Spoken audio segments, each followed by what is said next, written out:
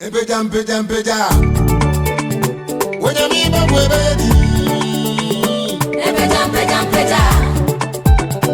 Wenya mi ba mwebedi Ejeki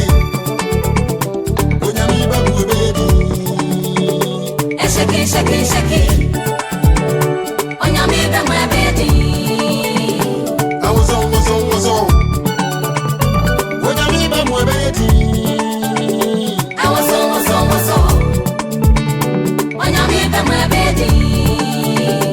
Banzo Wenya mi ba mwebedi Banzo Wenya mi ba mwebedi Wasaba ba unkwaso Yesu Kristo unkwaso Ogusumuru unkwaso Kataka unkwaso Wasade ye unkwaso Anafuna na kwe unkwaso Wenu wasem suna mijinei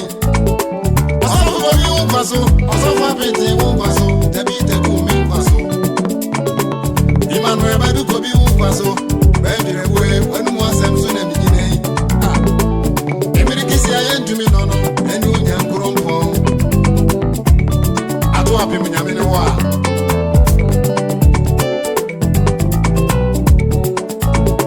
Yesu Kristo unkwaso Semi frefre wanye bone Wenu wasem suna mijinei Kantangrenti nyangu bone wo Atu api mnyamini wa Wakateche mwanyado Mwa piafu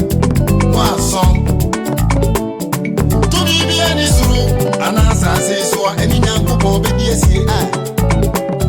Tubi biya ni asasi suwa Anasasi suru Eni nyangu bobe diesi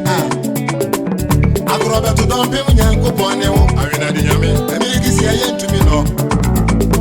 Wotiri mubwangu wane bejina Ayito fejine tuo die Ebe ye kwasi ya semna Misi subiem Wonya biya jine tuo wane bejina Ayito fejine tuo die Ebe ye kwasi ya semne Anansi sensi so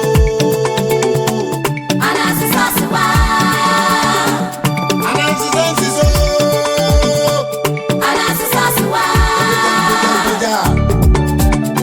Wonya mi ba mwebedi Empeja Wenya mi ba mwebedi Banzo Wonya mi ba mwebedi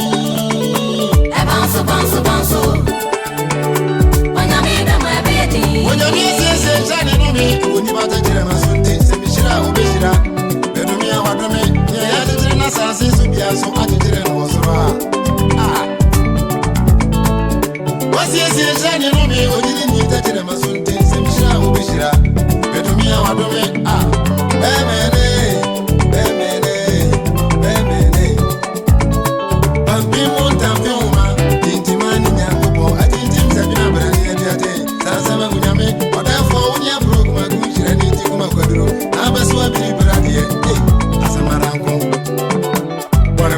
nyame Bade na sambo Asasi bode siyewa Jampan tuturubu kama fubani Edi wona dishankuwa na kwa janye Kumada wabia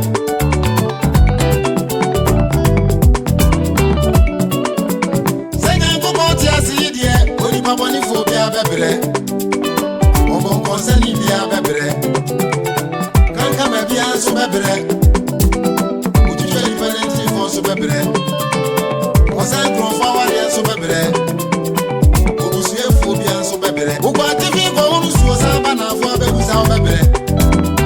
Boni boni phobia bebere Dimanu ekwesi nketia asori mafre wo edanketia Onya mitia watanfo kawate Eno me kani opa ufambo, ufani opa useye Amani kani opa weni mkwasi ya wate Onipa ope kribia kokoto konu nyamimpo eni na boro Nentise nipa, ufuru diya pani ebi ya wo Ejuma pani ebu wa wo Akwesi nketi ya ebi, Empeja Wenya mi ba mwebedi Empeja Wenya mi ba mwebedi Ejeki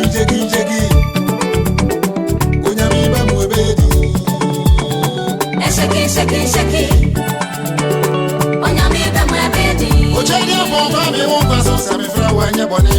Wenu mwasem suna mijinei Utaya jidie Ejire tuya bebe bashite hey sa woni ba wagu yesu di wo fi no ya ngono agaye woni ba okasati ya yesu di nkronkron no opomba chen oso fo bi she wonsa oso fo abete so she wonsa dabi te ko bi she wonsa ah mi se jama do foi se wa tete ma do foi wonya mi shamo sa ko kra mo ameri so be mu mi na ku mo ameri so me bere be dia sa wo futu be shemu Isaiah nyasaya benso mi nyano miano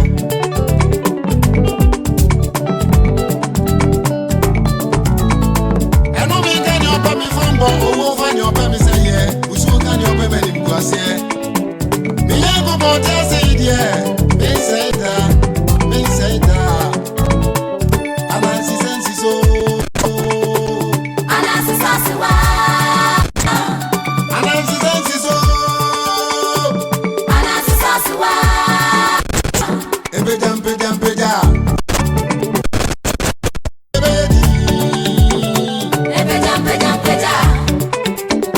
Onyame bemo ebedi Ejeki Onyame ba mu ebedi Esheki